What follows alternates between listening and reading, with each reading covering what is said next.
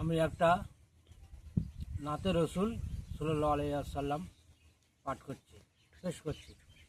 মনে বড় আশা ছিল যাব সোনার মদিনায়,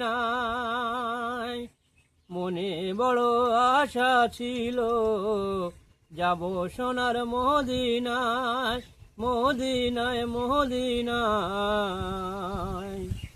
মোরে থাকতো যদি দুটি ডানা, মোরে থাকতো যদি দুটি ডানা, একটা উড়ান দিতাম সোনার মদিনায়, সোনার মদিনায়, মদিনায় মদিনায়।